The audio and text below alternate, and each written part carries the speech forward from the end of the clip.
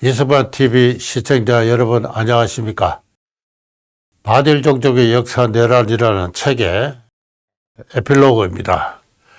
이 책을 출간하고 나서 이어지는 15번째 강의이자 마지막 해설이라고 생각을 합니다. 제가 쓴 이 에필로그의 제목은 어깨를 부비며 지어내는 거짓말에 나라가 떠있다 하는 그 이야기입니다. 실은 이 제목은 제가 이렇게 지었게 된 데에는 최남선 선생의 그 진실정신이라는 그 시조가 상당히 중요했습니다. 1890년생이신데 1957년에 돌아가셨습니다. 돌아가시기 1년 전에 진실정신이라는 시조를 글을 발표하셨습니다. 한번 읽어드리겠습니다. 어디를 둘러봐도 진실인지 아니할사 속이고 얼러맞춰 얼쩡얼렁하는 일들 어깨를 부비는 위에 나라가 떠있도다. 남산과 북악산을 물끄러미 쳐다볼사 거짓과 끝발림이 하도 많은 세상이매 저들의 우뚝한 것은 정말인가 하매라. 아무리 그렇게야 엉터리의 세상이리 아마도 지나치게 잘못 봄이 아닐까 해 가봤다 떴다 하면서 눈을 의심하여라. 6.25 전쟁이 끝나고 나서 3년입니다. 나라는 극단적인 가난과 파괴의 혼란 속에서 사람들은 절망하고 있던 그런 시절입니다. 정치는 더없이 혼란스러웠습니다. 그런 세태를 바라보면서 최남선 선생은 이 수열이 북한산 밑에서 살고 있었는데요. 이 멀리 남산과 또 북한산을 쳐다보면서 거짓과 끝발림이 하도 많은 세상이라서 저 남산과 북한산이 우뚝 솟은 것도 정말일까 하고 의심스러워서 몇 번이고 눈을 감았다 떴다 하면서 눈을 의심할 지경으로 세상이 진실되지 못하다. 속이고 얼러맞춰 얼쩡얼렁 하는 가운데 어깨를 부비면서 지어내는 그런 속이고 얼러맞춘 얼쩡얼쩡하는 위에 나라가 떠있다 하는 이런 이야기입니다. 제가 여기서 앞서 말씀드린 이 에필로그의 제목을 어깨를 부비며 지어내는 거짓말에 나라가 떠있다 이렇게 이야기했습니다. 최남선 선생이 어떤 분이십니까? 이분은 우리나라가 이 대한제국 구한말 말기에 만국의 직전에 소위 말해서 애국 개봉운동에 적극 참여하신 분이죠. 나라가 왜 이렇게 망하게 됐느냐? 한마디로 말해서 진실정신이 없기 때문에 그렇습니다. 필부에서부터 정치가 이르기까지 진실되지 않다. 학문을 하지 않는다. 조선에 학문은 없다. 조선의 학문이라고 해서 과거 한 장으로 끝난다. 과거 시험 합격하면 거기서 학문이 중단된다. 몇 사람의 위대한 어떤 보이는 사상가가 있지만은 다 골방의 노디에 거치고 말았다. 왜? 사람들이 진실되지 않으니까 그 새로운 이론이나 학문이 나와도 그걸 받아들이지는 않습니다. 편한 대로 수구고식으로 살다 보니까 학문이 발전하지 않습니다. 학문이 발전하지 않으니까 세상이 어떻게 돌아가는지 알 수가 없고 국가가 무엇인지도 알 수도 없고 오로지 제 한 몸, 제 가족, 일가, 친척의 안위를 위해서 서로 이전구투하는 그러한 조선 사회고 조선 말기다. 나라가 위기에 처한데도 나라 위기를 자기 자신의 위기라고 생각하지 않습니다. 어떻게 해서 이렇게 되느냐? 진실정신이 없기 때문에 그렇다. 근데 이 우리 좀 진실되자고 해서 이 청년학우회도 만들고 조선 안창호 선생과 같이 이렇게 애국 개몽 운동을 해서 그렇지만 결국 나라는 망했고 조선 정독부의 탄압을 받아가지고 청년학우회도 해체가 되고 하던 출판 사업도 중단되고 했습니다만 그러나 오로지 그 길로 민족의 재생, 독립을 위해서 평생 애를 써 왔는데 1956년 이 단계에 보니까 구한말 50년 전에 그 상황하고 별로 다르지가 않다 하는 그런 이야기입니다. 그러면서 그분은 진실정신이야말로 우리나라가 다시 살 길이다. 흔히들 민족 하는데 민족은 본질적으로 필요한 것도 아니요 다만 대립의식으로 성립하는 것이다. 우리 동양에는 자고로 민족이란 말이 없었다. 서양에서 들어왔는데 이 서양의 국민국가 사후 간의 대립이 만들어낸 하나의 시대적 산물일 뿐이고, 여기에는 전 인류의 평등한 생활을 위해서, 평등하고 자유롭고 복된 어떤 평등한 평화를 위해서는 있어야 할 당전성이 이 민족이란 말에 없다. 최남석 선생은 민족이란 말을 수입해서 보급하는 데 앞장섰던 분이라고 할 수 있습니다. 1919년에 3.1운동 때 독립선언서를 지어버리죠. 그 독립선언서 처머리가 어떻습니까? 우리 조선민족은 이렇게 시작하지 않습니까?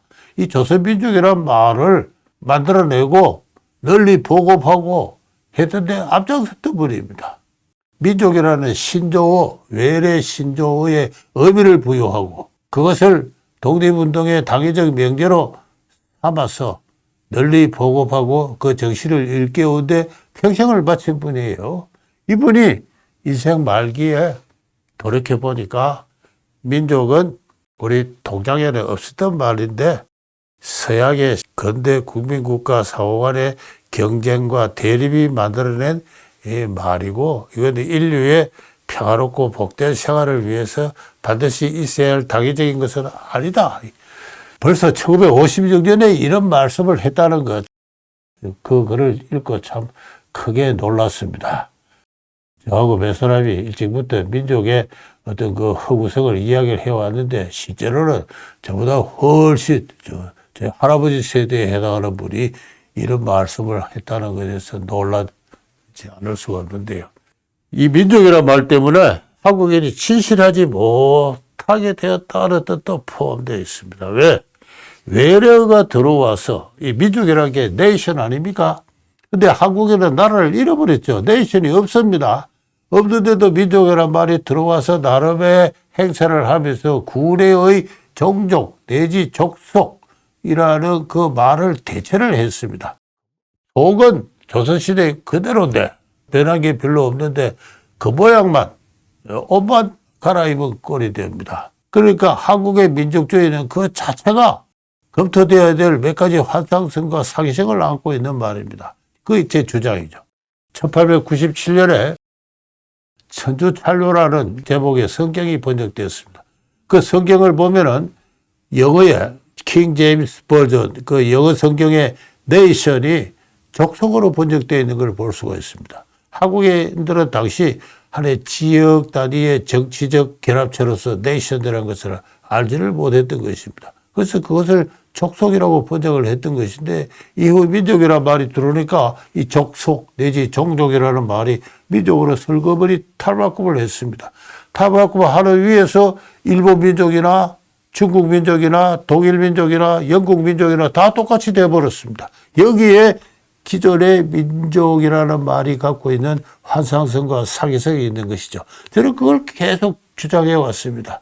조선시대 용어로 족속 내지 종족이었다. 편협한 세계관과 닫힌 세계관과 삐뚤어진 세계관과 그리고 일본에 대한 어떤 원수의 감정, 이것이 결합된 게 이제 조선의 족속이죠. 저는 거기서 불변의 그 본질적인 변화가 없다. 이제 그 점을 계속 저는 이제 주장을 해왔고, 이게 그 2020년대 오늘날 한국인들을 그 사로잡고 있는 민족, 그것에 제약된 한국의 정치 인식, 정치 행태, 한국의 지성의 수준의 한계를 이야기하는 것입니다. 그러니까 최남선 선생은 일찍부터 그거를 알고 있었던 것 같아요. 그래서 마지막 돌아가시기 전에 민족에게 남긴 유훈으로서 우리 민족의 장래는 진실하자 진실하지 못하다에 달려있다. 그래서 거짓과 악에 대한 정신혁명을 위한 도덕적 싸움을 용감하게 전개해야 된다. 국가라는 게 뭐냐? 그 보편적인 정의입니다. 정의. 올바름입니다. 우리 한국 5천만 한국인이 전부 공통으로 동의하는 보편적인 공정, 공의, 공적인 어려움, 그게 국가입니다. 그게 국가예요. 국가가 보편적인 공의를 대변하지 못할 때 그 국가는 혼란에 빠지고, 그리고 국제정세의 경랑 속에서 잘못된 선택을 하게 되면 망하는 겁니다. 대한제국이 그렇게 했던 거예요. 바로 그 점을 이야기를 하고 있는 겁니다.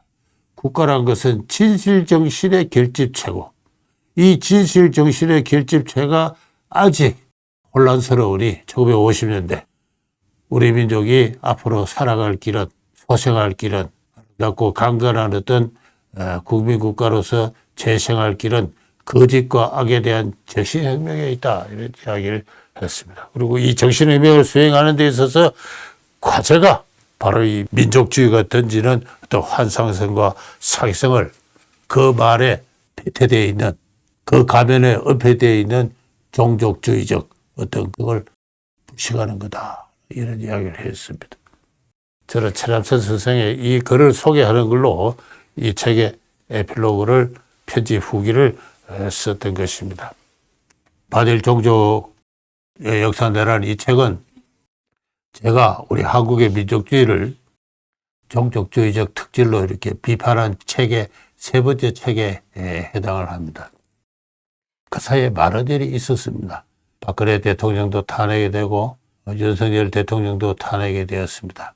두 정치 지도자의 문제점이 많죠. 훌륭한 정치인이라고 할 수가 없습니다.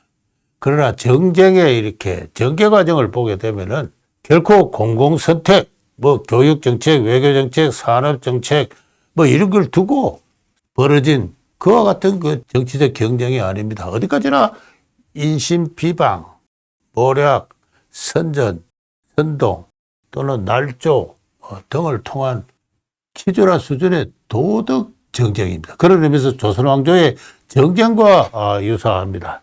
박근혜 대통령의 탄핵을 한번 돌이켜볼까요? 여성 대통령을 두고 잊지 못할 온갖 황당무계한 이야기들이 퍼졌습니다.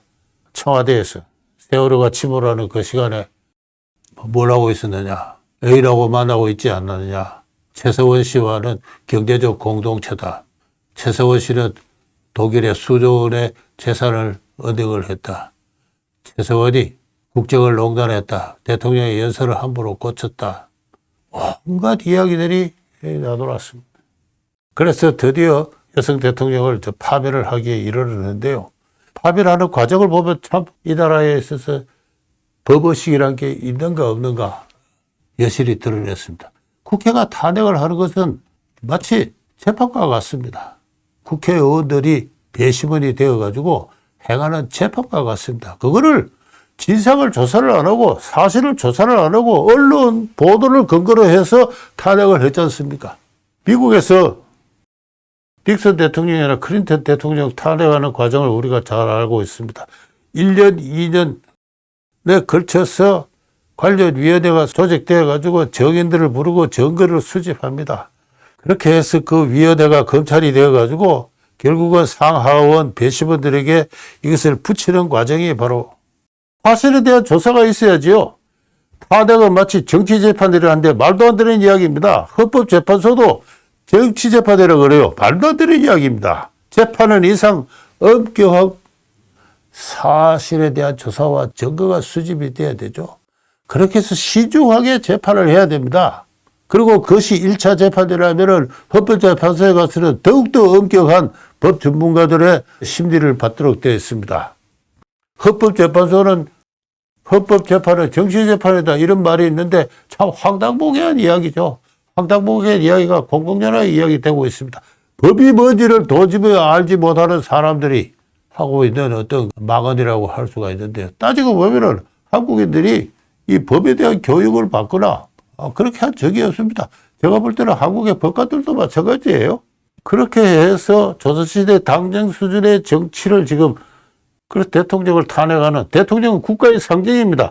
국가의 상징을 두 차례에 걸쳐다 탄핵하는 이 정정을 벌려놓고도 그걸 민주주의라고 이야기를 하고 있습니다. 여기에 최남선 선생이 이야기하는 수준의 거의 진실되지 못한 정신이 국민에게서부터 정치가 이르기까지 헌법재판관에 이르기까지 만연해 있는 상황이다. 저는 민주주의를 유지 발전시키기에는 국민적 교양이 일천하고 천박하기 때문에 이런 사태가 계속해서 발생하고 있다. 앞으로도 한국 정치는 계속 혼란스러울 것입니다.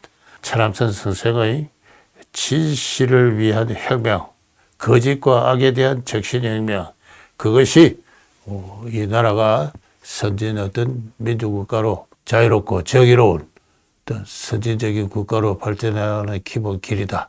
그것은 천암선 선생이 이야기한 그대로 민족이 이야기하는 어떤 몇 가지 환상들, 거짓된 환상들, 그 사기성, 그 종족적 특질을 극복하는 길이다. 통일정책에서부터 국민의 복지정책에 이르기까지 모든 정책에 있어서 이와 같은 진실정신이 깃들어 바탕이 돼야 된다. 진실정신이 취약하므로 한국의 정체성은, 국가 정체성은 아직도 확립되고 있지 못한 굉장히 위태로운 어떤 그 정치와 그에 따른 국가 정체성의 혼란이 외부로부터의 도전과 더불어 앞으로 몇 년이고 더, 10년이고 더 이어지지 않을까. 마침 미국과 중국이 신냉전 체제하에 들어갔습니다. 대만을 두고 일본과 중국이 다시 격돌을 하게 되는 동중국 회의에서의 군사적 충돌도 현실적으로 우려되고 있습니다. 그때 한국인들은 선택을 해야 됩니다. 자유의 노선에 참가를 해야 되죠. 참가를 하려면 용기가 있어야 됩니다. 자기 확신이 있어야 됩니다. 바로 진실정신이 있어야 됩니다. 그러나 이러한 진실정신이 없을 때, 국가 정체성이 그렇게 약할 때 주변에서 전개되는 어떤 국제정세 격동에 수동적으로 대응을 합니다. 결국 이긴 자의 손을 들게 된다. 그러한 그 유약하고 비겁한 노선을 택해서는 이 나라가 다시 한 번 더 19세기 말에 20세기 초에 그 비극을 되풀이할지 모릅니다. 저는 그러한 중대한 역사의 도전에 우리 한국인들이 맞서 있다. 맞서 있을 때 진실을 위한 혁명을 위해서 우리가 청산해야 될 것이 바로 이 반일 종족주의다. 그런 뜻에서 이 세 번째 책을 편찬했습니다. 시중의 반응도 작지 않고 나름대로 책도 팔리는 가운데 소기의 성과를 거두어가고 있지 않나, 그렇게 자부하면서 나름의 보람으로 삼고 싶습니다. 여러분 이 책을 다시 한번 정독해 주시고 또 널리 주변에 권장해 주시기 바랍니다. 그동안 15번에 걸친 반일 종족의 역사내란 이 강의를 경청해 주신 시청자 여러분에게 다시 한번 깊은 감사의 말씀을 드립니다. 감사합니다.